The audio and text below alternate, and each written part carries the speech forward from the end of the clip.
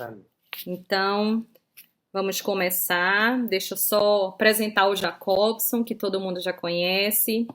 Jacobson Santana Trovão, coordenador nacional da área de mediunidade da Federação Espírita Brasileira, autor do livro Psicofonia na obra de André Luiz, da editora FEB, articulista do periódico Reformador. Vai conversar hoje com a gente sobre mediunidade e sintonia nos momentos em que estamos vivendo, tá? Então a gente só vai pedir que todos, por favor, coloquem o microfone no mute e o Jacobson vai conversar com a gente e depois a gente começa a fazer as perguntas, tá bom? Tudo jóia? Márcia, você faz nossa prece inicial? Vamos lá, então.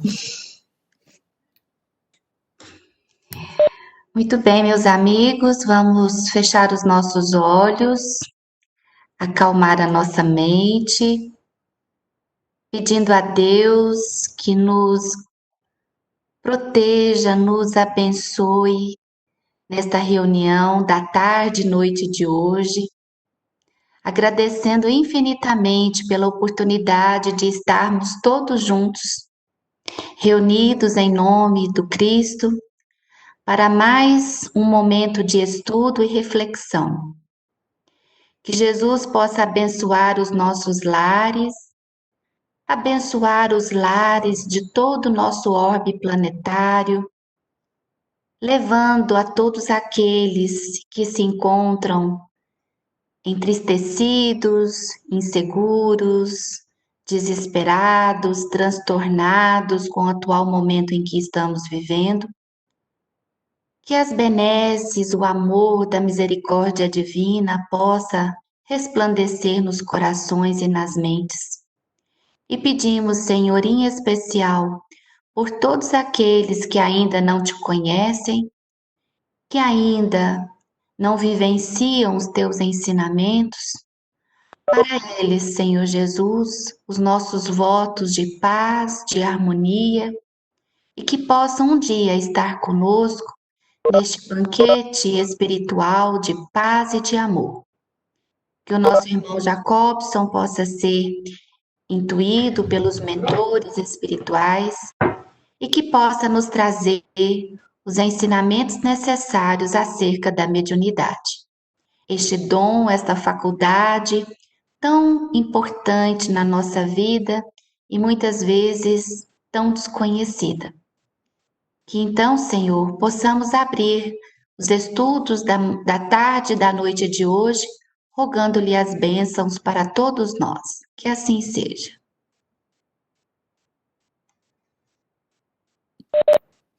Então, gente, Jacobson, seja muito bem-vindo e agradecemos mais uma vez a sua presença aqui hoje.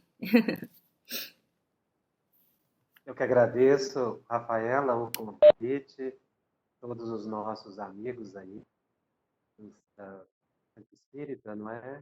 Allan Kardec, a Márcia, alguns amigos do Brasil também, que estão aqui do lado de cá assistindo. Que Jesus nos ampare, que Jesus nos inspire. O tema mediunidade e sintonia realmente é essencial para a compreensão do processo, do fenômeno mediúnico em si, mas também a compreensão do mecanismo de sincronização psíquica que nós fazemos diuturnamente, sem o percebermos, como nos esclarece Allan Kardec na questão 459 de O Livro dos Espíritos, quando o codificador indaga se os espíritos são capazes de nos influenciar, e a resposta causa uma surpresa, digamos assim, causa espécie, porque o codificador anota que os espíritos são capazes de nos influenciar e que diuturnamente, cotidianamente, são eles que nos dirigem. Então, quando nós analisamos esta questão da possibilidade dessa influência, nós indagaríamos Qual o porquê? Qual o motivo? Por que os espíritos são capazes de nos influenciar? Essa é a questão. Porque todas as pessoas são concordes que isso pode efetivamente ocorrer. Mas por quê? Exatamente porque nós temos uma mente que é capaz de se conectar com outras mentes. A nossa mente ela se expande para além da caixa craniana para contactar, para se conectar com outras mentes que pensam, que desejam, que sentem como nós sentimos.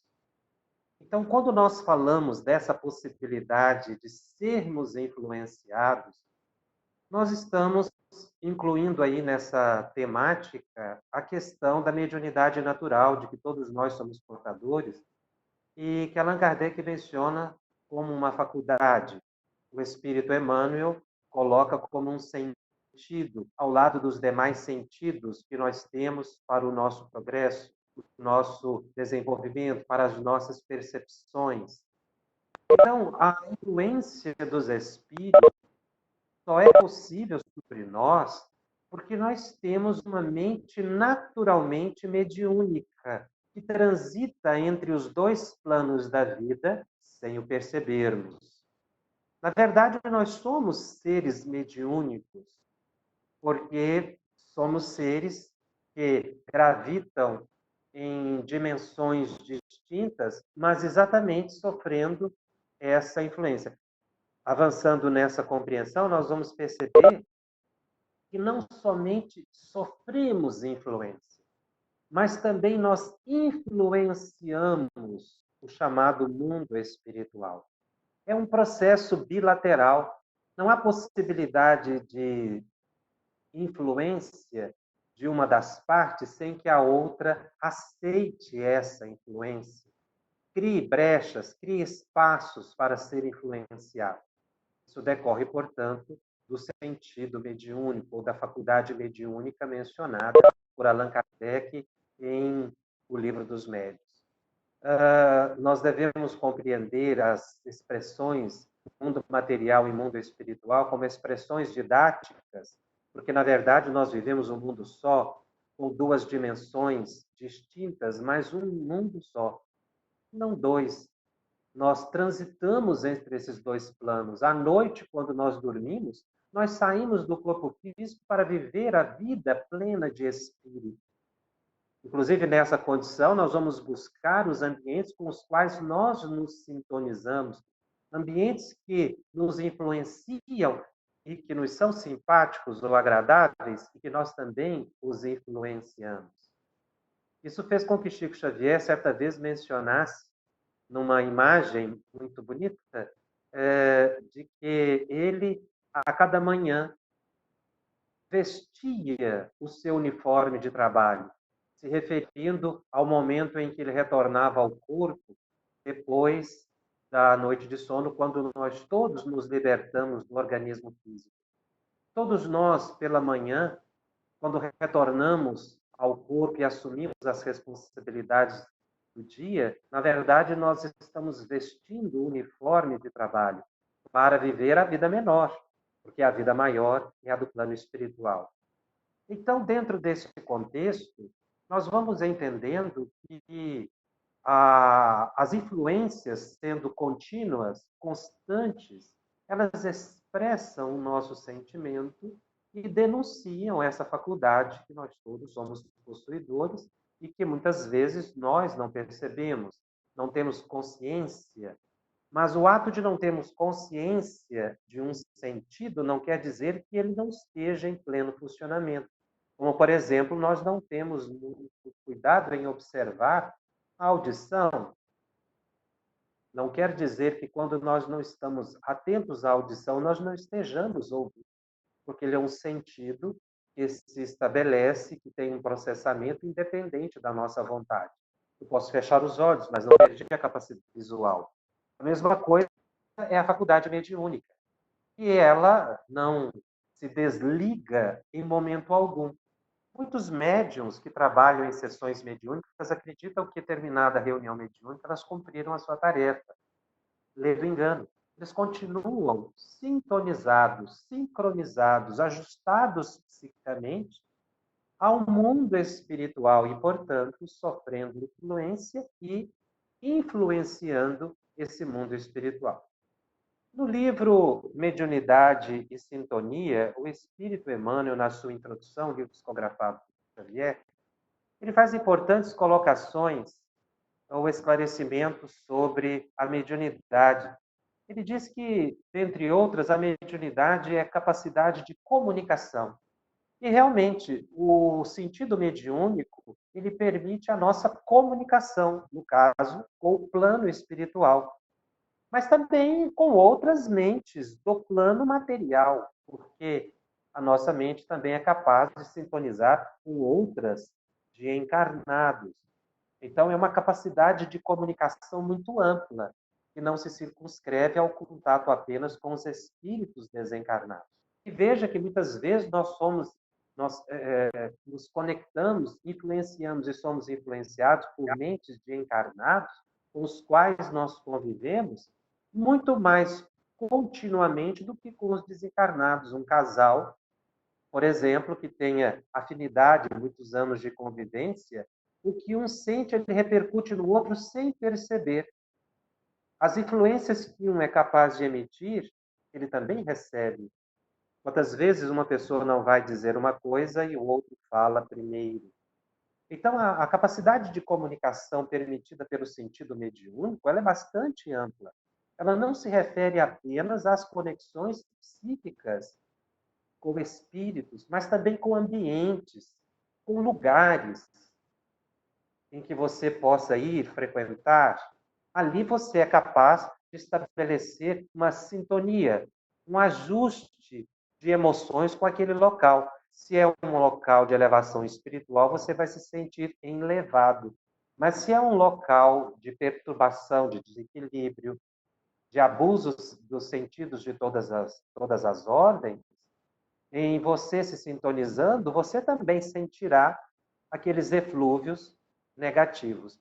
É muito interessante quando nós analisamos essa sintonia, ou essa sincronia psíquica das nossas emoções e fluidos com ambientes, porque certos ambientes que nos são agradáveis podem ser efetivamente danosos para a nossa saúde. A gente só consegue perceber essa diferença se o ambiente não é de nosso interesse. Então, eu vejo pessoas que às vezes vão a casas de orações e reclamam de não sentirem-se bem ali, porque, sem saberem o motivo, sentem-se desajustados. É porque não estão adaptados à atmosfera mais elevada. Então, nós também, pelo sentido mediúnico, somos capazes de sintonizarmos com as emoções das pessoas, não somente com o pensamento, mas também com aquilo que a pessoa emite de si, as emoções que estão sendo vividas e vivenciadas. Obviamente que isso varia de pessoa para pessoa, de médium para médium, com variações, digamos assim, ao infinito. E aí eu estou incluindo os médiuns chamados ostensivos, aqueles capazes de produzir fenômenos, mas também os médiuns, aqueles que constituem a maioria da população e não têm uma percepção muito clara da faculdade mediúnica que possuem, mas que nem por isso deixam de influenciar e de serem influenciados. Porque, como nós dissemos, a faculdade mediúnica, a mediunidade, o sentido mediúnico, é inerente à nossa psique, faz parte da estrutura psíquica do ser humano. E, assim sendo, todos nós somos possuidores dela, e em função disso, nós estamos utilizando esse sentido mais do que imaginando, sem o perceber. Então, o Emmanuel, além de dizer que a mediunidade é a capacidade de comunicação, e nós ampliamos o conceito de comunicação nessa análise, ele diz também que é a capacidade de interpretação do espírito. Essa colocação de Emmanuel sobre interpretação do espírito, ou possibilidade de interpretação que nós possuímos, é muito importante, porque cada um de nós vai fazer uma leitura muito pessoal das percepções que, porventura, obtenham do plano espiritual ou do próprio plano material no qual está inserido. É uma capacidade interpretativa também que varia de pessoa para pessoa ao infinito. Que nós variamos uns dos outros, as nossas percepções, as nossas peculiaridades. Por que capacidade de interpretação? Porque um espírito, ele não transmite para uma pessoa uma palavra. O espírito, quando quer transmitir uma mensagem, quando quer ser reconhecido, quando ele quer fazer-se notado por alguém, ele não transmite uma palavra, ele transmite um pensamento, ele transmite uma emoção. Ora, como eu recebo um pensamento e uma emoção, eu vou traduzir esse pensamento e essa emoção segundo as minhas possibilidades interpretativas. E aí nós incluímos o conhecimento que eu tenho de mundo espiritual, o conhecimento que eu tenho sobre o tema que está sendo transmitido à minha mente, a minha experiência, a vivência que eu tiver com a faculdade mediúnica, a intensidade do desejo desse espírito de se comunicar comigo e a minha docilidade em aceitar a transmissão psíquica da entidade. Então, é uma capacidade interpretativa também. Ou seja, o espírito poderá ter o seu pensamento reconhecido por mim se eu for capaz de fazer esse reconhecimento traduzindo. Assim como uma pessoa que se propõe a ser tradutor de uma língua, inglês ou francesa, qualquer uma delas, deverá ter conhecimento profundo da linguagem e da cultura desse povo, para que ele seja um bom intérprete. Se um espírito tentar me transmitir uma mensagem, por exemplo, que tenham conceitos médicos, eu necessito ter uma estrutura psíquica, conhecimentos básicos, ou até mesmo avançados, do assunto, para que eu tenha condições de reconhecer o pensamento e traduzir.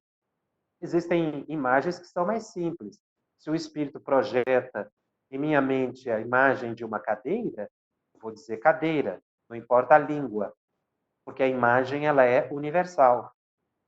Então, de situações de imagens simples até imagens mais complexas, eu somente serei capaz de traduzir se eu apresentar um substrato psíquico, uma base, que me dê condições de fazer essa tradução do pensamento do espírito. E ainda Emmanuel, na introdução do livro Mediunidade e Sintonia, que dá uma definição simples, mas de beleza extraordinária e grande complexidade, embora poucas palavras. E diz: sintonia é acordo mútuo. É simples para a breve leitura, mas ela é complexa se nós verificarmos as suas consequências. Porque sintonia é acordo mútuo. Exatamente se referindo a essa influência que nós somos capazes de sofrer e provocarmos. É acordo mútuo, é ajuste.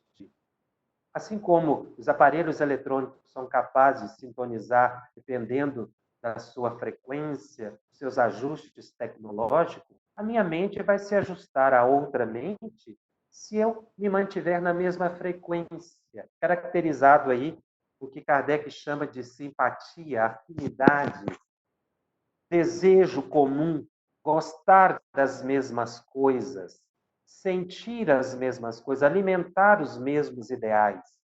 É acordo mútuo. Então, nós estamos caminhando pela vida de sintonia em sintonia, fazendo acordos mútuos continuamente, conforme o nosso desejo, conforme as nossas tendências, as nossas emoções, as nossas possibilidades. Isso é viver mediunicamente 24 horas por dia. Eu noto que muitos médios, às vezes, fazem uma reclamação que tem muita dificuldade de sintonizarem para o transe mediúnico na hora da reunião mediúnica, mas que no cotidiano, no dia a dia, sentem-se imensamente assediados por espírito. é exatamente esse acordo mútuo, ou seja, ele não tem muita prática da mediunidade, então tem dificuldade na sessão mediúnica. Mas como ele é incapaz de cerrar o seu pensamento a qualquer outro tipo de mente, ele vai absorvendo aqui e acolá as emoções de pessoas, de lugares, de momentos que se está vivendo, como esse que nós estamos atravessando socialmente no mundo inteiro, das dificuldades de saúde, né? Então, nós vamos estabelecendo esses acordos mútuos que nós traduzimos por sintonia ou frequência. Então, Emmanuel, ao analisar a questão da sintonia, ele faz uma pergunta instigante e nos leva a uma reflexão. Sintonia para quê? Sintonia com quem? E aí, nesse livro, no capítulo 11, ele faz uma anotação que nós achamos importante, uma breve leitura. Ele diz assim, Emmanuel, através de Chico Xavier, tudo na vida é afinidade, é comunhão, sob as leis magnéticas que lhe presidem os fenômenos. E é uma realidade. Tudo na vida é afinidade, tudo na vida é comunhão. Nós buscamos os afins. Nós temos uma questão que sempre é levantada. Como fazer para diferenciar, então, os pensamentos se eu vivo sintonizado e eu não consigo perceber? E aí, André Luiz, quem nos dá a chave para a compreensão dessa diferenciação e percebermos quando nós estamos captando um pensamento estranho ao nosso. André Luiz diz que cada mente está situada numa frequência muito específica e que nós, para identificarmos o nosso próprio pensamento, nós precisamos começar a prestar atenção em algumas coisas. Primeiramente, ele diz que nós precisamos começar a prestar atenção nos nossos hábitos, mas também nas nossas tendências, naquilo que a gente gosta, nos nossos impulsos, do jeito de ser. Enfim, começar uma auto-observação dos nossos impulsos. Como é que eu reajo às coisas? O que é que eu gosto? O que é que eu não gosto? Diante de uma situação, de uma pessoa que me ofende, como é que eu reajo? Como é que eu sinto cada situação da vida? Com alegria, com otimismo, com depressão, com ansiedade? Então, no momento em que eu faço a leitura do meu perfil emocional e psicológico, e que eu sou capaz de identificar em mim as próprias emoções e as tendências, tudo que surgir de forma diferente é proveniente, ou muito provavelmente é proveniente de outra mente. Foi o que Kardec disse no livro dos Médiuns, a certa altura, analisando o tema. Ele diz que muitas vezes o pensamento intuído ou inspirado, ele entra em conflito com as nossas próprias convicções ou opiniões próprias. Então, se nós não conhecemos as nossas opiniões próprias ou não as reconhecemos, temos, mas não as identificamos, quando me surge um pensamento concorde, eu sou incapaz de reconhecer. E quando me vem um pensamento estranho, eu refuto sem refletir. Kardec diz, normalmente, os pensamentos inspirados ou intuídos, eles conflitam com as nossas opiniões do cotidiano. Então, nós precisamos fazer uma leitura pessoal. Se eu não me conhecer, eu não vou reconhecer pensamentos estranhos aos meus. Se uma pessoa tem a tendência para o uso da bebida alcoólica, tóxicos, o desgaste das emoções pelos impulsos genésicos, e uma entidade se aproximar para beber a bebida alcoólica ou a utilização dos sentidos físicos em abuso, a pessoa simplesmente vai acolher aquele impulso como uma tendência pessoal. Ela não vai fazer diferenciação. Mas se um espírito se aproxima de uma pessoa que não tem hábito de, por exemplo, utilizar a bebida alcoólica, por mais que ele instigue a pessoa, ele não vai encontrar ali uma ressonância. Ele não vai encontrar ali um reflexo para os seus próprios pensamentos. Ele não vai encontrar acolhida. Às vezes a pessoa poderá perceber o desejo ou mesmo não perceber o desejo. da bebida alcoólica, mas ela não vai fazer o uso exatamente porque não está concorde, não está de acordo com as suas próprias tendências ou próprias emoções ou desejos. E Emmanuel diz que estamos todos subordinados a uma afinidade, a uma comunhão, segundo leis magnéticas que presidem os fenômenos. O que ele quer dizer com isso? Leis magnéticas que presidem os fenômenos. Tudo que nós pensamos ou desejamos, nós atraímos. Nós criamos um campo magnético. Tudo aquilo que a gente pensa excessivamente ou tem aquele impulso, o desejo continuamente acalentado, eu estabeleço uma sintonia e um fluxo de energia e um campo magnético. Eu atraio, assim como eu posso repelir. Porque pelas leis magnéticas eu sou capaz de atrair ou expulsar. É o que acontece quando nós justapomos dois ímãs em polos contrários ou em polos comuns. Eles podem se atrair ou repelir. Então, existem pensamentos que nós acolhemos naturalmente. Kardec chamou isso de evocação. E, realmente, quando nós pensamos insistentemente em algo ou em alguém, nós criamos uma evocação. Esse alguém encarnado ou desencarnado. Eu vou estabelecer com ele uma sintonia. E no momento em que eu estabeleço a sintonia, começa a acontecer um fluxo e um refluxo de pensamentos e de emoções, uma troca contínua. Se for com uma entidade elevada, ela será benéfica. Se for com uma entidade inferior, ela será deletéria e poderá causar em mim, inclusive, uma enfermidade.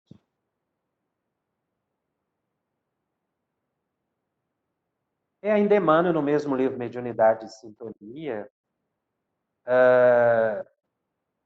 e Emmanuel anota: o médium receberá sempre de acordo com as atitudes que adota para si mesmo perante a vida.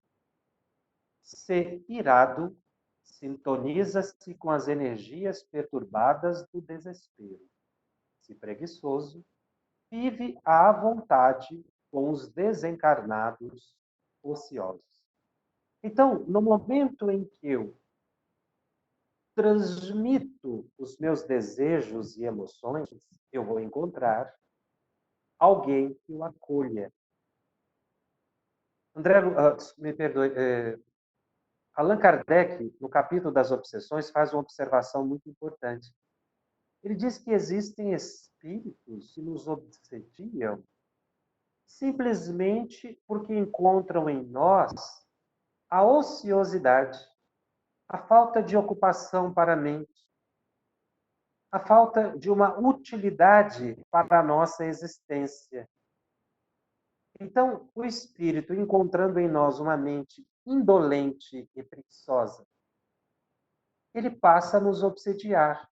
Não quer dizer que seja um espírito ligado a nós ou vinculado a nós de outras existências, mas simplesmente aproveita essa brecha psíquica na nossa emoção, no nosso pensamento, devido ao descuido, ou à desatenção, ou à nossa despreocupação.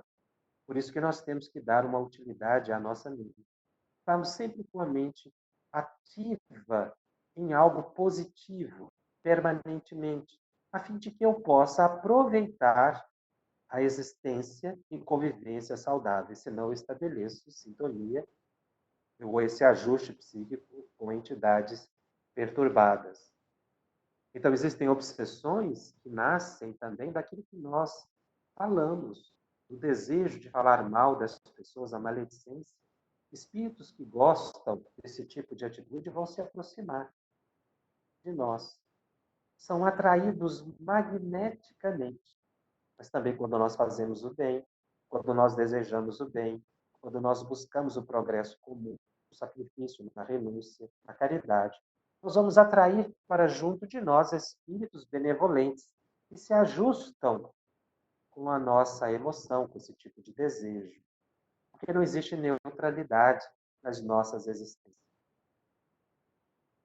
E é aí que Emmanuel, ainda desenvolvendo esse pensamento, menciona: quem deseja crescer para a espiritualidade superior não pode menosprezar o alfabeto, o livro, o ensinamento e a meditação.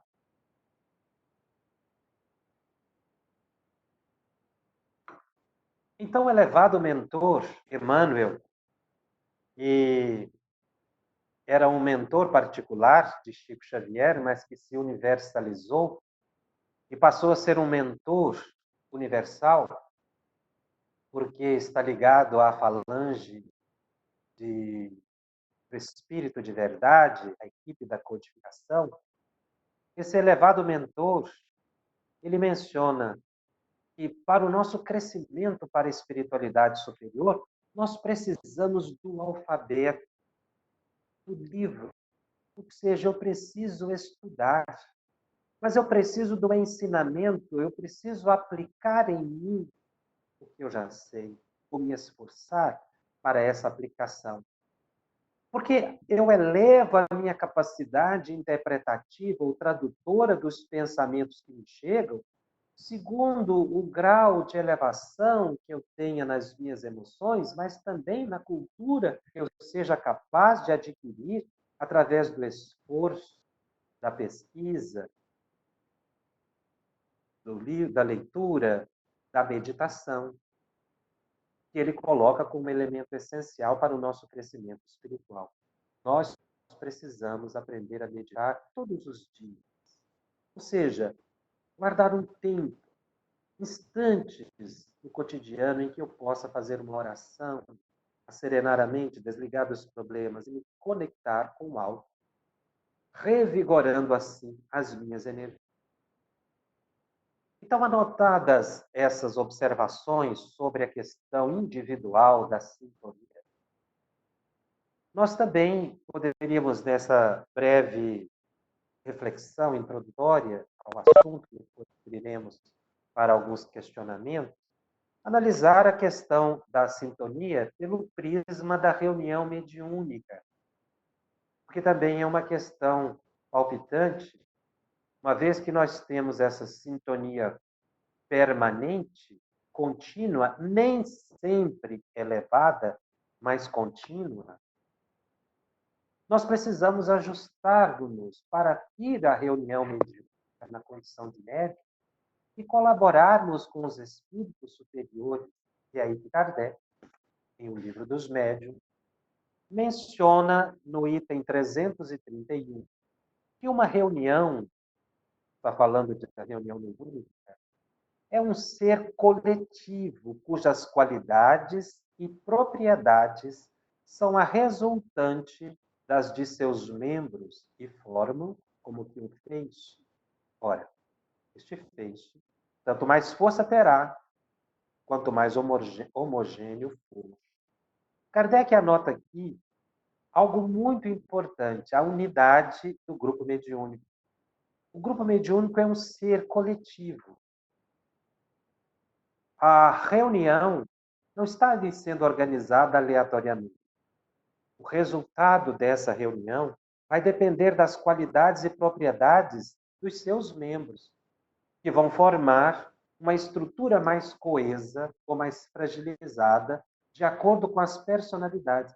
O grupo mediúnico precisa se nivelar o máximo possível em desejo, em emoção, mas também em conhecimento. É por isso que o grupo precisa conviver além da própria sala mediúnica, para estabelecer essa unidade psíquica, emocional. O grupo precisa estudar junto, para que uns possam apoiar os outros e buscarem crescimento dos membros da mesma forma, estabelecendo, portanto, esse ajuste que é a condição sine qua non para a manifestação dos espíritos elevados. A reunião mediúnica, na visão de Allan Kardec, ela tem dupla finalidade, o aprendizado e o socorro.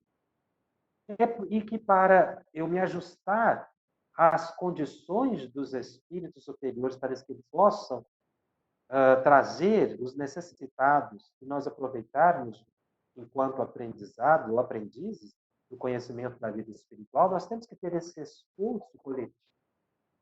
Se um membro do grupo sofre um processo obsessivo, todo o grupo está sendo atacado.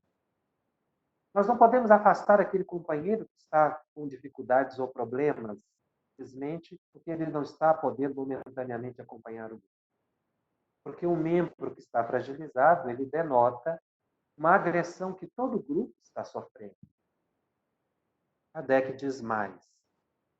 Não basta que os grupos mediúnicos evoquem ou peçam a presença dos bons espíritos. É preciso, como condição expressa, que os seus participantes, os assistentes, estejam em condições propícias para que eles, os espíritos superiores, tenham autorização para comparecer. Aqui Kardec está falando do propósito da reunião. Qual é o motivo de eu estar buscando a presença dos espíritos? Eles vão observar. Se é esse, Kardec chama de grupos sérios, aqueles que buscam a instrução, o crescimento, o socorro, a caridade, prestarão todo o auxílio necessário.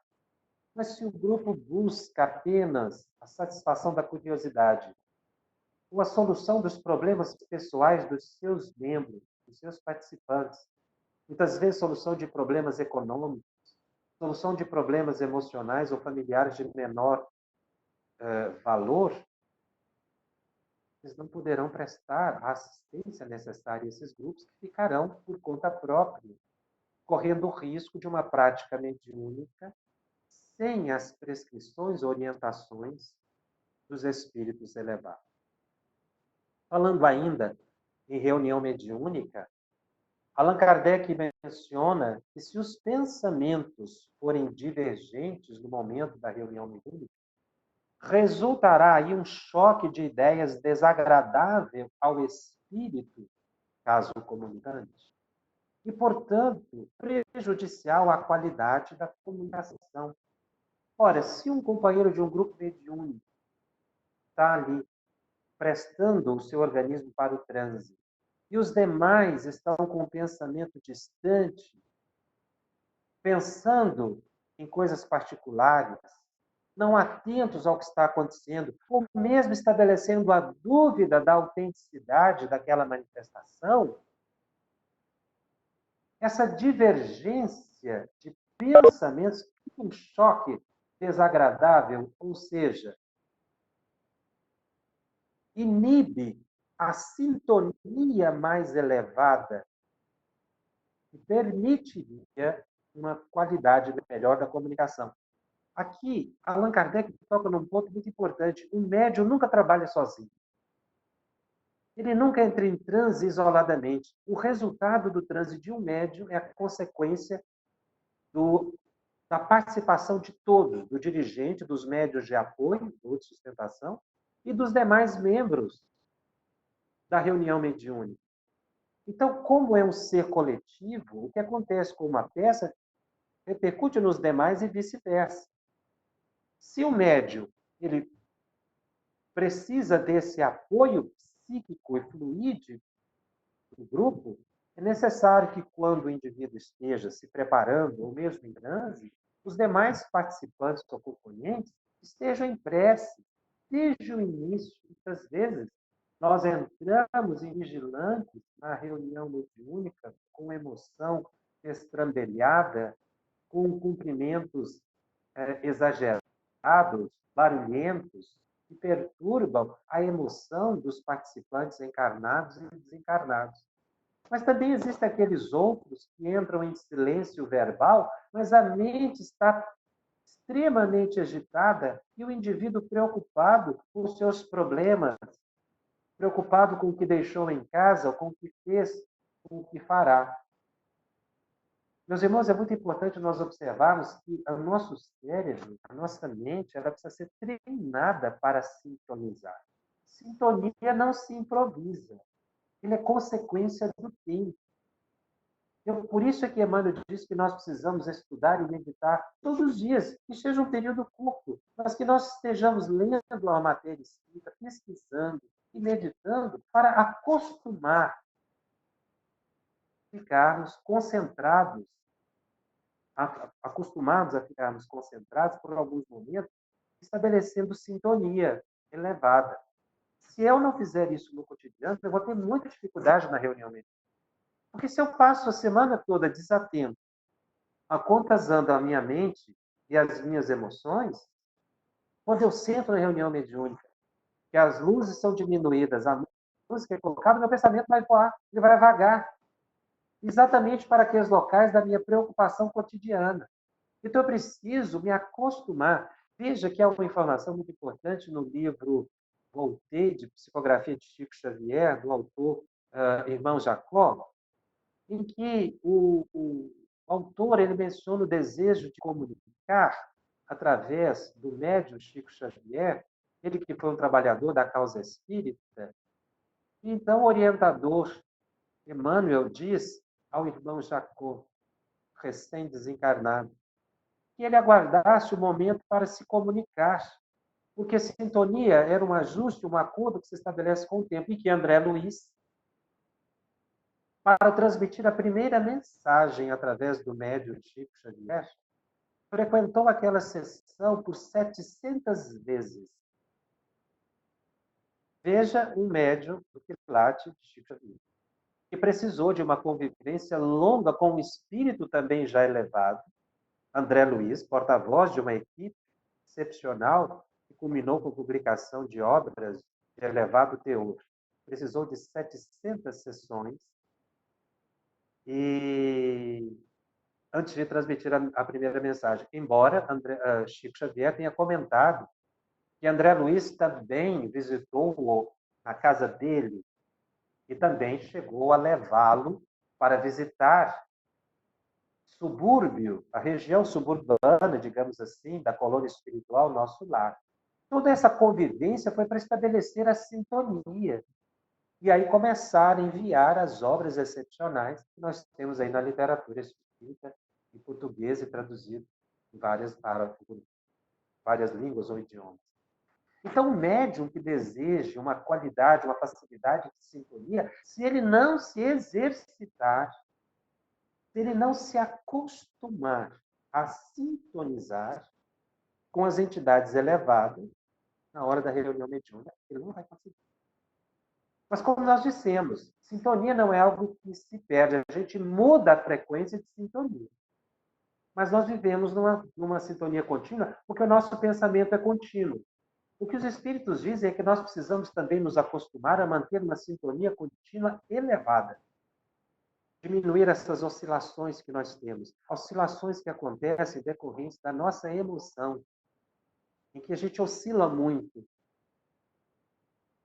Se o dia está bem, se as coisas estão como eu acredito, eu tenho emoção equilibrada, então eu estou pacificado, harmonizado. Mas se as coisas vão como eu não desejo, se alguma coisa venha me contrariar, então eu diminuo a minha frequência e entro num plano de raiva, de irritação, de nervosismo.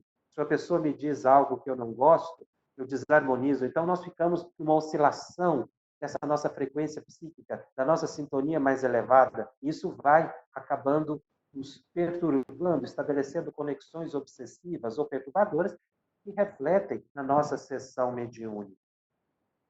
Nós temos que entender que sintonia é simpatia, é ajuste, é acordo mútuo. Então, eu preciso ir controlando as minhas emoções. E, em outras palavras, meus amigos, é desenvolvimento mediúnico. Muitas pessoas pensam que desenvolver mediunidade é frequentar sessão mediúnica uma vez por semana. Medo engano. Mediunidade se desenvolve no cotidiano.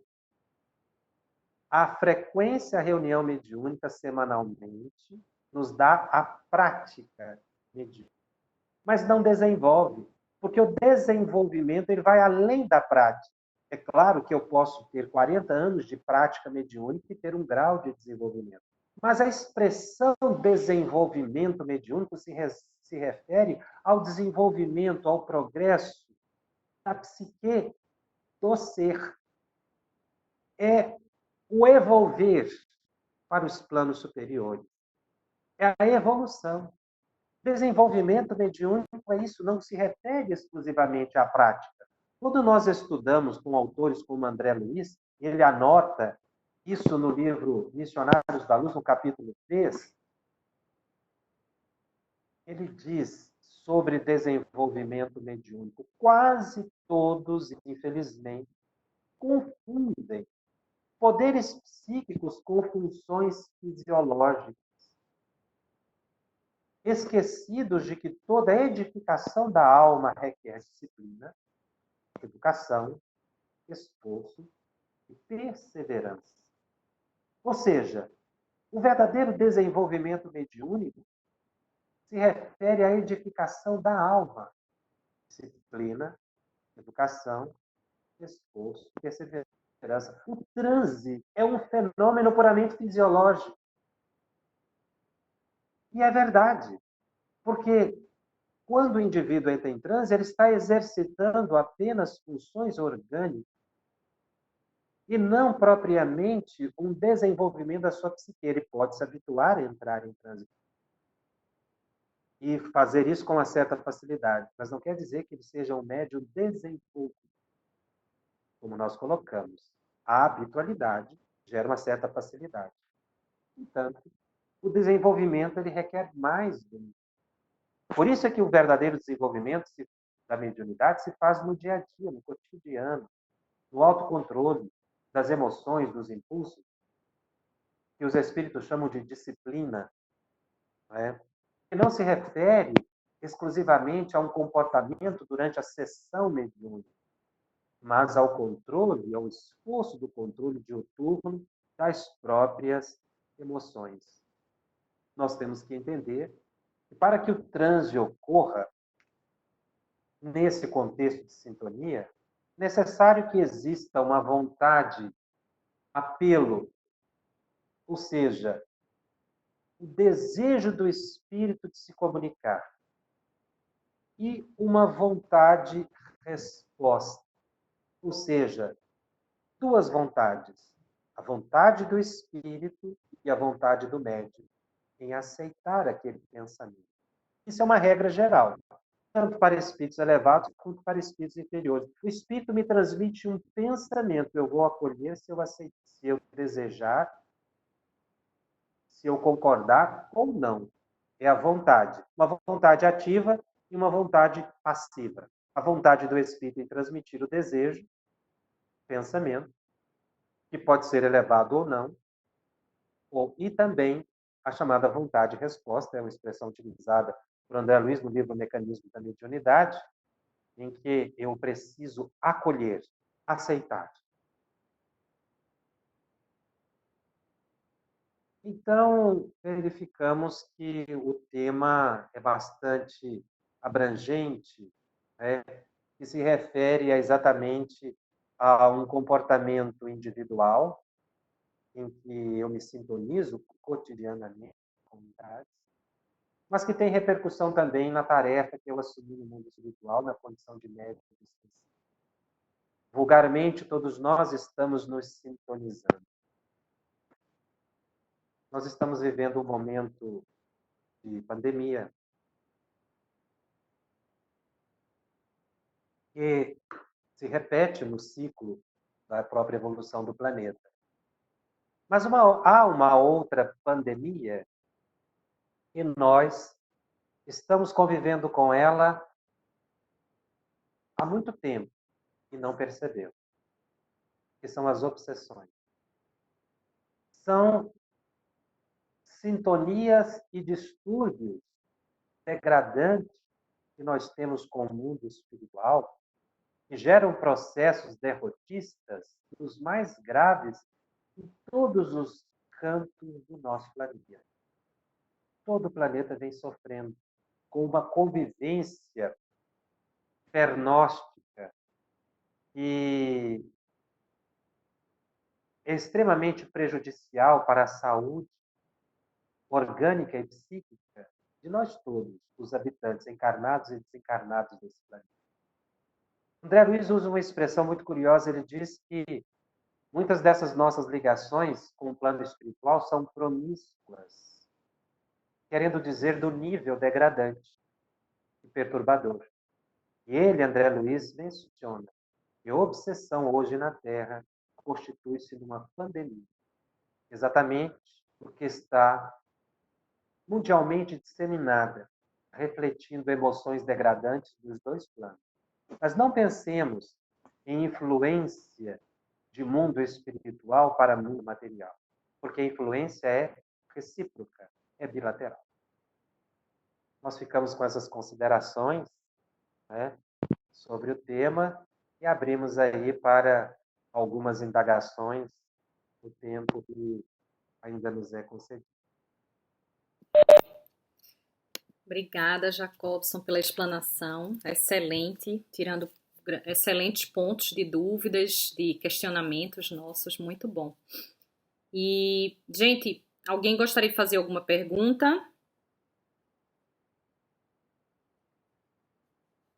Pode tirar o microfone do mute e falar.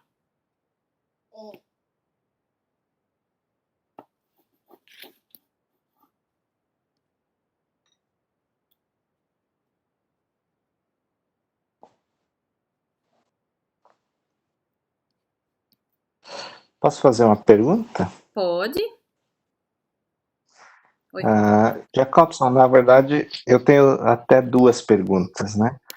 Tu colocastes a questão das obsessões, são muito comuns, né? Tu poderias, de repente, exemplificar que tipos de obsessões que você considera mais comuns? E a segunda pergunta é assim, comentasse também sobre a questão dos pensamentos automáticos que às vezes acessam contra assim os nossos valores ou as coisas que a gente realmente pensa, né? Isso para mim é muito comum, ter assim alguns tipos de pensamentos que eu sempre atribuía ao meu subconsciente, mas que às vezes, e aí a minha estratégia é refutar isso, né? Às vezes tá passando, vem uma coisa assim que agressiva, nada a ver com a situação que eu estou vivenciando, assim, aí eu meio que só tento refutar isso. Mas qual seria uma estratégia se eu considerar essa possibilidade de que isso não é só o meu subconsciente para trabalhar isso? Bom, você me fez duas perguntas. Em relação à obsessão, nós temos que entender que a obsessão, ela se refere exatamente a um domínio psíquico de uma mente que passa a sujeitar outra mente. É uma expressão, uma definição essa, que abrange as relações de plano material, de plano espiritual para plano material, uma mente que domine outra mente, que aceite e acolha essa dominação.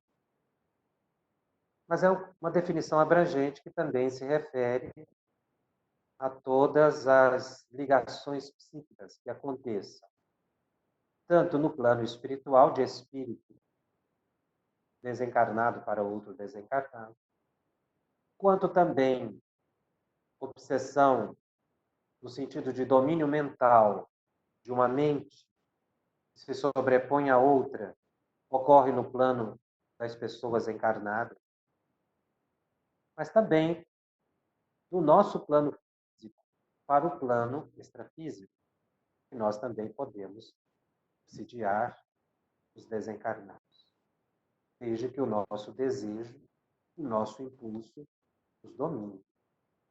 Todas essas situações são extremamente comuns, porque nós estamos falando de uma população de bilhões que gravitam em torno da Terra, ora no plano físico, ora no plano extrafísico.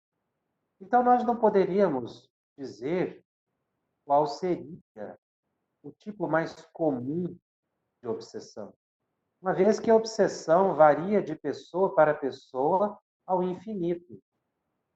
Nós temos situações obsessivas que estão acontecendo cotidianamente, diuturnamente, sem nós percebermos.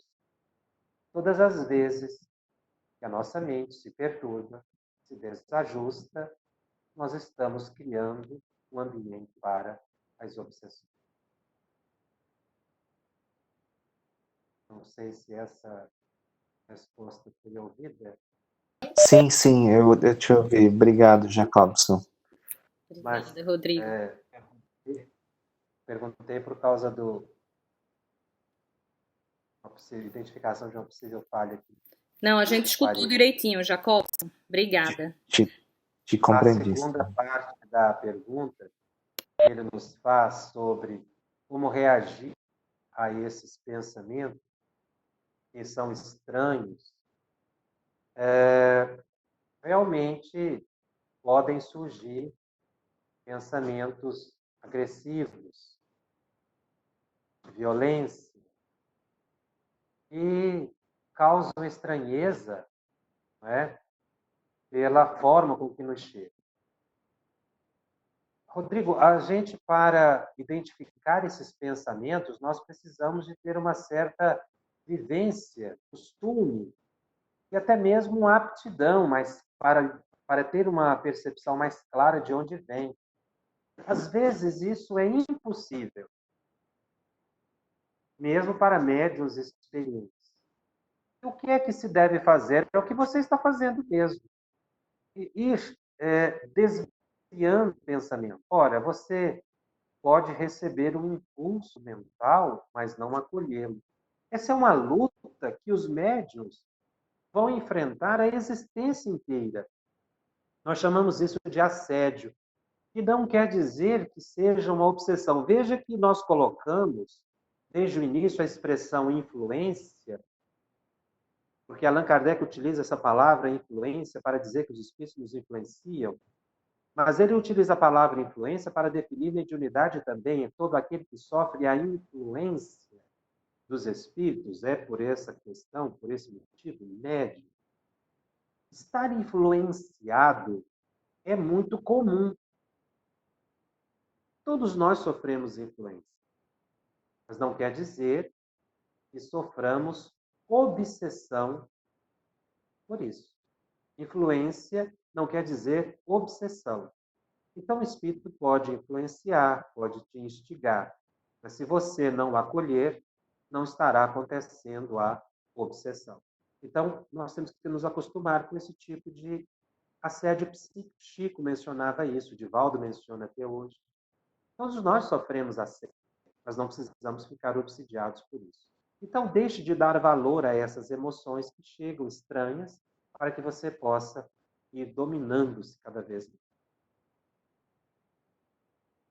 mais. Obrigado, Jacobson. Legal. Excelente. Fala, Ricardo. Você levantou a mão. Não estamos te escutando.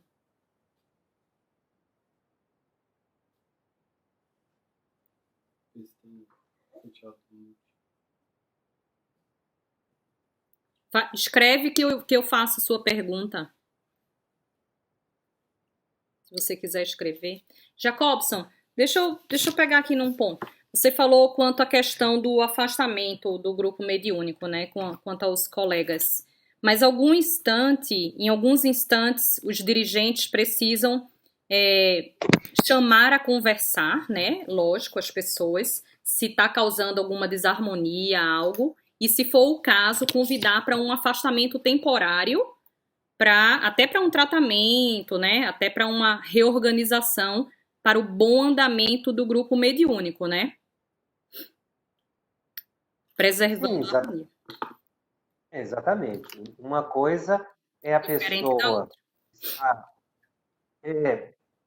com problemas pessoais que precisam de apoio do grupo. Sim. E outra coisa é uma pessoa antagônica aos propósitos do grupo. São duas circunstâncias São duas completamente circunstâncias diferentes, isso. Porque nós precisamos entender que nós estamos no corpo físico, todos podemos, de quando em vez, passarmos por problemas, dificuldades, Claro. até processos obsessivos, Sim. enfermidades físicas. E é nesse momento em que a gente conta com o acolhimento do grupo. Exatamente. Se uma pessoa fragiliza, segundo Allan Kardec, todo o grupo está sendo pisado naquela situação. Então, nós temos que apoiar o companheiro. Sim. Às vezes, a gente nota que tem pessoas que vão buscar auxílio até em grupos estranhos, que têm vergonha de mencionar para os companheiros que Verdade. estão passando por determinado assédio espiritual, ou alguém da família que está com problema. Nós temos que entender que somos médios, mas somos humanos também. Exato. Que nós temos as nossas dificuldades, que podemos adoecer, que temos os nossos momentos de vigilância. Isso é reconhecer a nossa condição de aprendiz, não é motivo de vergonha. Exato. Agora, quando uma pessoa ela se posiciona de forma antagônica ao propósito do grupo, aí é diferente. Porque, nesse caso, a pessoa ela deixa de se ajustar ao propósito do grupo e pode levar o grupo à derrocada. Então, certa vez fizeram essa pergunta a Chico Xavier. Fazer com a pessoa que deseje se afastar do grupo? Chico dá uma resposta, não é, muito interessante, meio enviesada. Ele diz assim: nós temos tantas coisas para nos preocuparmos, tantos problemas a resolver, que não podemos ficar dando atenção àquelas pessoas caprichosamente queiram se impor ao grupo e se afastam, muitas vezes, por melindres injustificados, simplesmente porque uma ideia não é acolhida. Ora, nós temos que aprender a superar isso, né? Esses desejos pessoais de imposição, porque o melindre é sempre uma manifestação de orgulho, de vaidade. Nós temos que vencer para trabalharmos em equipe. Nós não aprendemos a ceder para unirmos forças, realmente o grupo não vai. Então, nesse caso, muitas vezes o companheiro pode ser liberado, sim, para que ele encontre acolhida em outros lugares. A gente sempre fala aqui, tanto na classe de educação da mediunidade, quanto no grupo mediúnico, como você falou, a importância de vivenciarmos em família mesmo, para fazer essa comunhão, até para a gente se conhecer e conseguir fazer essa troca na hora, por exemplo, de um início de uma comunicação, que na classe de educação da mediunidade muitos iniciantes ficam, como vou saber se é meu, se não é? Então, a gente se conhecendo, a gente consegue até ajudar, né? Dizer, ó, isso daqui tá mais anímico, né? Para ir conseguindo ter esses ajustes, né? É importante É mesmo. verdade. Exatamente. Essa vivência familiar do grupo, ela é fundamental para que haja apoio. Ora, eu não posso entrar em transe num ambiente, mesmo sendo médium experiente, num ambiente que eu não conheça as pessoas, que eu não tenha confiança nelas, porque eu vou me apassivar naquele momento e poderá acontecer algum prejuízo à minha saúde se as pessoas não conhecerem a minha faculdade mediúnica. Um amigo meu me contou um caso muito interessante a propósito disso. Ele disse que certa vez foi esquecido na sala mediúnica. Eu achei aquilo muito interessante e ele pedi para que ele me explicasse melhor. Ele disse que estava começando num grupo mediúnico novo, em função de mudança de cidade. Era um grupo que ele conhecia muito amigo, mas não começou, então, a frequentar a reunião mediúnica, embora, como disse, tinha uma amizade fora da sala mediúnica. No grupo mediúnico, logo das primeiras vezes, era um centro muito grande, em que tinham 3, 4 grupos em salas individuais e que se reuniam para, no início, 4 grupos ali, reuniam no salão e também, no encerramento, faziam um encerramento singelo nas salas, iam todos para o salão para fazer o encerramento coletivo. Então, disse que numa das vezes que estava ali, desse início, né, de convivência mediúnica com o grupo, então ele observou que estava ainda sentindo a presença de uma entidade. Ele estava sentindo que ainda iria ter mais um transe, que ele iria incorporar, não é, mais uma entidade. Ele estava vendo, ele me relatou que estava percebendo, vendo tudo, sentindo ali a presença dos companheiros, se sentindo o espírito que ia se comunicar. Ele estava plenamente consciente, embora notando que estava sendo envolvido. Foi então que, em que ele estava aguardando o momento, em silêncio, quando ele sentiu uma mão que lhe bateu no ombro. Ele abriu o olho assim meio assustado, porque é uma pessoa que ele estava concentrado, de olho fechado, em oração, como descrevi. Então ele achou estranho, a pessoa bateu no ombro. Então ele abriu o olho assim, um pouco assustado, era o dirigente. O dirigente virou para ele e falou assim: Fulano, está tudo bem? Ele olhou para um lado e para o outro. Não tinha ninguém na sala, todo mundo tinha saído. Eles saíram, eles se levantaram, porque encerrava assim. Eram cadeiras individuais, para que vocês possam entender. As pessoas pegavam, entravam na sala, cada um pegava a sua cadeira, colocava no local, depois voltava a cadeira, recolhia a cadeira. Então havia um certo barulho, um ruído na sala. Ele que quando abriu o olho, porque o dirigente chamou-lhe a atenção, perguntou o que estava acontecendo, ele olhou para o lado, não tinha mais ninguém. Todo mundo tinha colocado as cadeiras no lugar, estavam todos no salão, já esperando o encerramento. Então, a única coisa que lhe veio à mente foi dizer para o dirigente assim: não, eu não estou bem, não, porque ele não soube nem o que dizer, porque ele estava esperando para incorporar. Aí, quando ele falou que não estava bem, descreveu, aí foi aquele movimento todo, né? Volta um, volta outro, faz um passe, faz outro. Então, aí ele foi meio zonzo e ouviu, ele já estava do Pai Nosso, do meio para o fim, e logo acenderam a luz. Ele disse que chegou em casa péssimo, uma noite terrível. Ele só lembra de dizer à esposa assim: minha esposa, olha, se algum dia eu não chegar depois da reunião mediúnica, vá lá, porque me esqueceram na sala hoje. Pode uma coisa. Eles não conheciam a faculdade mediúnica e admitiram o trabalhador. Ele era sonâmbulo, porque o sonâmbulo é assim, ele está consciente, mas afastado do corpo. Ele estava percebendo tudo. Mas por quê? O registro era apenas das percepções da mente, então a audição estava obnubilada. Ele não ouvia a movimentação da cadeira, o barulho e tudo mais. Até naquele dia ele me disse: eu descobri uma peculiaridade nova. Eu estava num estado sonambúlico, eu estava em pleno desdobramento consciente. A partir daquele dia, o dirigente passou então a tomar um cuidado de, antes de encerrar, chamar cada médium pelo nome e perguntar: fulano, tudo bem? Fulano, tudo bem? Para ter a resposta de que a pessoa estava no corpo físico, não é? Porque ele descobriu, então, que estava ausente. É por isso que nós precisamos nos conhecer, porque isso pode causar um risco. E o médium que nos narrou esse fato pitoresco, da sua experiência, ele não passou uma noite bem. Ele disse que ficou muito abalado emocionalmente, demorou muito a recuperar, exatamente porque ele não teve aquela oportunidade de se desconectar psiquicamente. Nossa, que coisa, que situação. O Ricardo tinha escrito a seguinte pergunta, Jacobson. A minha pergunta era sobre a inspiração e os insights. Como saber se são nossos ou não? Aí o Kardec já também nos ajuda, né? Nessa resposta. Exatamente, porque Kardec diz que isso é praticamente impossível perceber a inspiração. A inspiração, ela é uma variação da intuição. É um grau menor de percepção. Então, a inspiração é dos artistas, a inspiração é dos cientistas, o insight, né, daquele que tem uma percepção que foi sugerida por um espírito.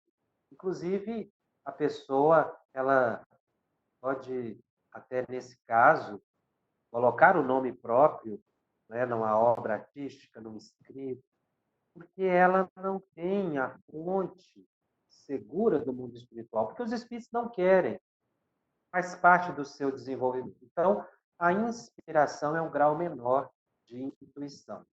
E nesse caso, realmente fica praticamente impossível, porque varia a interpretação da recepção da mensagem mediúnica, ela varia de pessoa para pessoa, de intensidade em intensidade. Em graus muito pequenos, fica muito difícil fazer essa diferenciação. Excelente. Ficou claro, Ricardo? Muito obrigado pela explicação. O Felipe tinha escrito assim: como trabalhar a prevenção destes assédios, além da oração e estudos? Olha, Não sei se o tempo nos permite uma pequena narrativa sobre isso, que nós mencionamos e a gente precisa aprender a se acostumar. Há um caso interessante na biografia de Chico Xavier, narrado por ele mesmo. Certa vez ele estava em casa e ele viu dentro da casa dele um espírito que lhe causou um susto, digamos assim. Era uma figura aterrorizante. Era um indivíduo alto, trajado de negro, e que lhe foi uma presença ameaçadora. Para a gente entender um pouco do que o Chico disse dessa presença ameaçadora, nós temos que compreender um pouco a faculdade mediúnica de Chico. E os espíritos utilizavam os fluidos ectoplasmáticos dele para a produção de fenômenos espontaneamente, que muitas vezes aconteciam sem que o Chico participasse diretamente. Então, o espírito estava materializado dentro da casa do Chico e poderia agredi-lo fisicamente, como aconteceu em outras circunstâncias, por causa da capacidade de doação de ectoplasma de Chico Xavier. Ele tinha muito domínio, mas mesmo assim não estava livre desses assédios. Então, o espírito materializado ali dentro da casa de Chico Xavier, virou para o Chico e perguntou assim: Chico, por que você me chamou aqui? Analisando essa pergunta do espírito, eu fiquei pensando, eu sempre fico pensando, se eu estivesse no lugar de Chico Xavier, o que é que eu responderia para um espírito materializado, ameaçador, vestido de negro, dentro da minha casa, e me perguntasse: por que é que você me chamou aqui? Eu já fiz essa pergunta para muitas pessoas. Muitos dizem assim: eu não ficaria nem lá para dar a resposta, eu já sairia correndo, era logo. Outros dizem assim: ah, não, eu não te chamei. Outros dizem: não, vamos fazer uma oração. Então, cada um procura uma resposta. E eu achei surpreendente a resposta de Chico Xavier. Ele disse assim: ah, meu irmão, eu só te chamei aqui para te pedir a bênção. Olha que o Espírito virou para ele e falou assim: Chico, você não tem jeito, não. E com você não tem jeito, e foi embora. Então, o caso, ele é singelo, mas nos remete a reflexões muito curiosas. A primeira coisa que a gente poderia perguntar: onde é que está o Emmanuel, né? E deixou aquele espírito entrar lá, como se o Emmanuel tivesse que ficar na porta da casa de Chico Xavier de guarda, impedindo ou selecionando quem entra e quem sai. O Emmanuel fazia uma seleção, os espíritos se comunicavam através de Chico Xavier, isso ele fazia mesmo. Mas no cotidiano, o Chico era por conta do Chico. Então nós temos que aprender a caminhar com os próprios pés e acostumar com esses assédios espirituais que vão acontecer segundo as nossas possibilidades, não é? Ora, quando o Chico sabiamente respondeu: eu só te chamei aqui para te pedir a bênção, ele fez algo muito importante, ele cortou a sintonia. Porque qualquer outra coisa que ele falasse, ele ia dar brecha para o espírito, espichar o assunto. Se ele falasse assim: não chamei, o espírito ia falar: chamou, chamou, não chamou, ele ia ficar 2 horas ali. Se o Chico tentasse doutrinar o espírito não queria ser doutrinado, ele não queria ser esclarecido, né? Utilizando essa expressão muito comum de doutrinação. O espírito estava ali realmente para criar uma situação de constrangimento. Eu te pedia, o que o espírito poderia falar? Deus te abençoe, Chico? Ele não quer falar isso. Então, a única coisa que restou para o espírito era ir embora.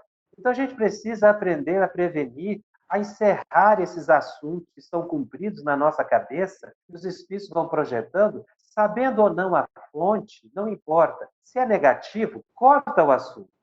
Não espicha. Tem médium que fica com o pensamento vagando, vagando, vagando e não o interrompe. Então, o médium precisa aprender a interromper essas discussões, esses duelos mentais que ficam horas, e ele fica remoendo, remoendo, remoendo. Ele não sabe se é dele, se é de espírito. Ora, se é negativo, encerra o assunto. Faça como o Chico, corta logo, porque não tem outra solução. Então, a gente precisa aprender a se acostumar com esses assédios. É uma forma de prevenção. Então, a gente vai orar, sim, vai estudar bastante.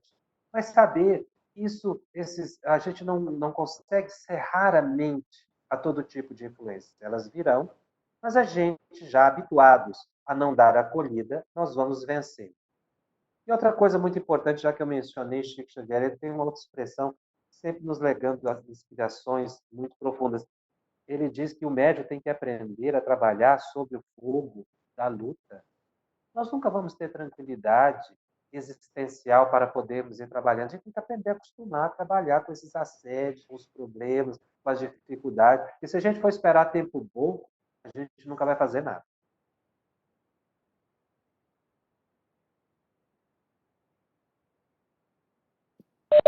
Acho que o Clésio fez uma pergunta aqui. A gente pode colocar mais ela para a gente caminhar para o encerramento, tá, pessoal? Eu sei que tá uma maravilha, mas o Clésio perguntou assim, Jacobson, é possível que alterações, mesmo que sutis, no comportamento ou humor das pessoas, seja resultado de influenciações ou obsessões?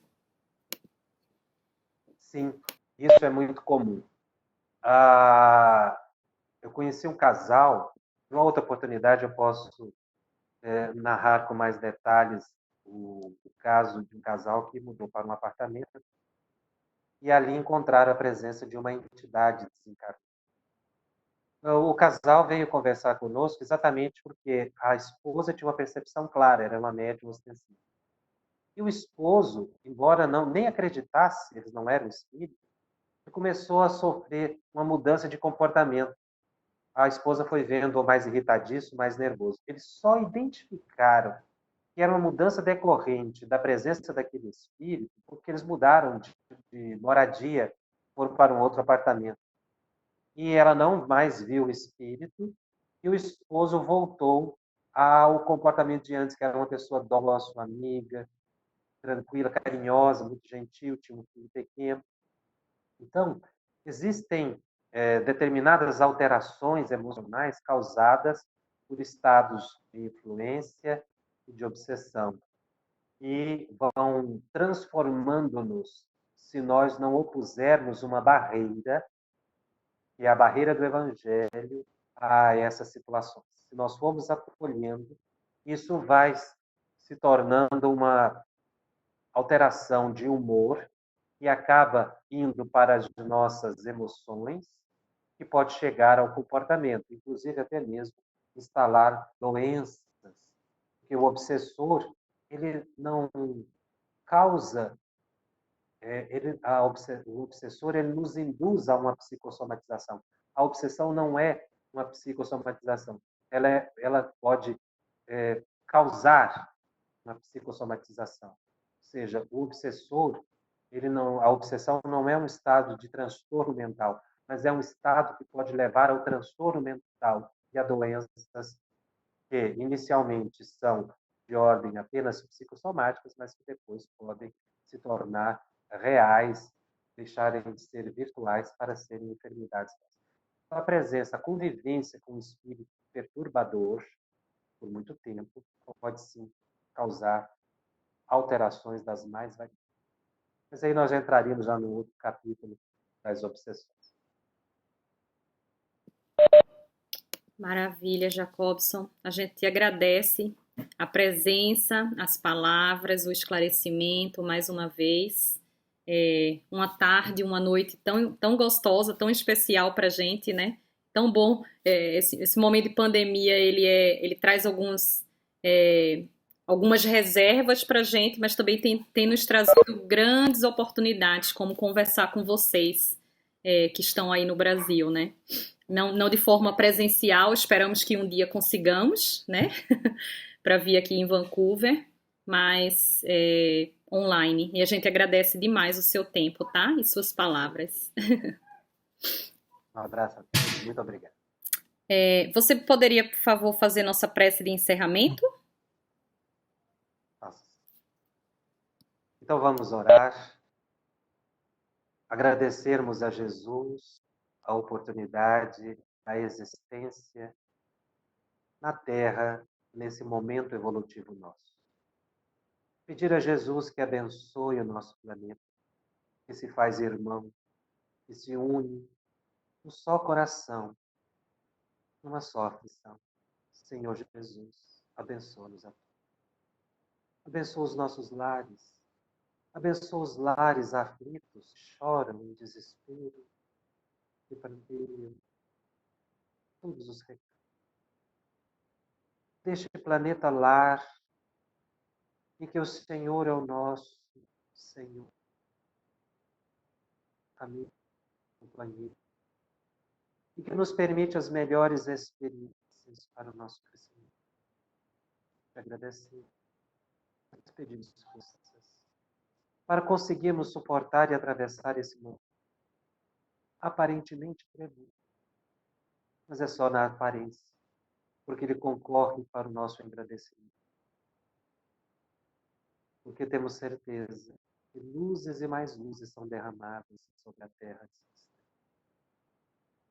este planeta família, Senhor. Que nós possamos cumprir nosso papel na colaboração da harmonia, da paz. Obrigado, Jesus. Obrigado, Deus, Pai, e aos benfeitores espirituais que nos assistiram nesse momento de estudo da doutrina espírita e do Evangelho. Nós agradecemos muito. Devolvemos a palavra à nossa irmã para encerrar.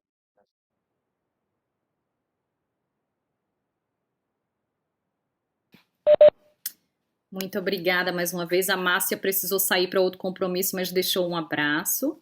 E a gente agradece imensamente todos que participaram, que estejam no Brasil, aqui no Canadá ou nos Estados Unidos. Um beijo grande no coração, um bom resto de final de semana. Que Deus nos abençoe. Muito obrigada Amém. mais uma vez, Jacobson. Obrigado. Valeu. Um bom resto de final de semana.